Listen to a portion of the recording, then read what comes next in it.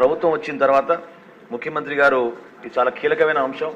దీని గురించి మార్కెటింగ్ శాఖ మరియు సివిల్ సప్లై శాఖ ఇద్దరు కూడా కూర్చుని మాట్లాడి రాష్ట్రంలో వినియోగదారులకి ఇబ్బంది కలగకుండా మనం వెసులుబాటు కల్పించాలని ఆయన ఆదేశాల మేరకు జూలై 8వ తారీఖున ఒక మీటింగ్ ఏర్పాటు చేశాం అధ్యక్ష.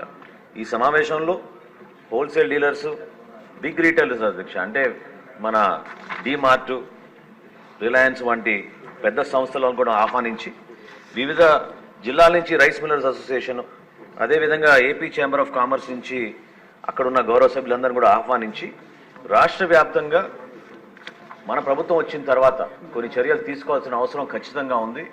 ప్రజలకి వెసులుబాటు మనం కల్పించాలనే ఆలోచనతోటి వాళ్ళతో చర్చించినప్పుడు వాళ్ళందరూ కూడా అంగీకరించి ప్రత్యేకంగా మనం కొన్ని సరుకుల పైన వాళ్ళు రాష్ట్ర వ్యాప్తంగా ఒకే రేటు తీసుకొస్తామనే ఆలోచన వాళ్ళు కూడా అంగీకరించారు అధ్యక్ష.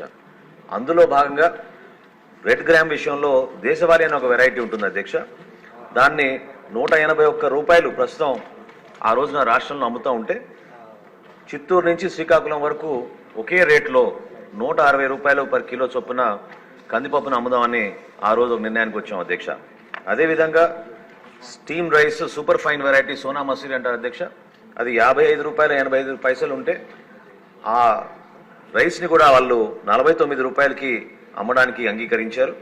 రా రైస్ ఎక్కువగా మన రాష్ట్రంలో వాడేది రా రైస్ అధ్యక్ష, అది కూడా 52 రూపాయల 40 పైసలు ఉంటే సూపర్ ఫైన్ వెరైటీ దాన్ని 48 రూపాయలకే వాళ్ళు విక్రయించడానికి ముందుకు వచ్చారు అధ్యక్ష.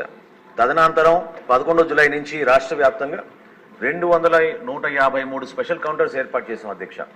అందులో 86 రైతు బజార్లో ఉన్నాయి, 707 మండల హెడ్ క్వార్టర్స్లో ఉన్నాయి, 308 వివిధ మున్సిపాలిటీలు ఏర్పాటు చేశాం. అదేవిధంగా హోల్సేలర్స్ వాళ్ళ షాపుల ముందు కూడా వాళ్ళు ముందుకు వచ్చి 718 ప్రత్యేక దుకాణాలు ఏర్పాటు చేసి రాష్ట్ర వ్యాప్తంగా ఒక మంచి నిర్ణయం తీసుకుని ప్రజలకి అందుబాటులో ఉండడానికి మా వంతు మేము ప్రయత్నం చేస్తున్నాం అధ్యక్ష.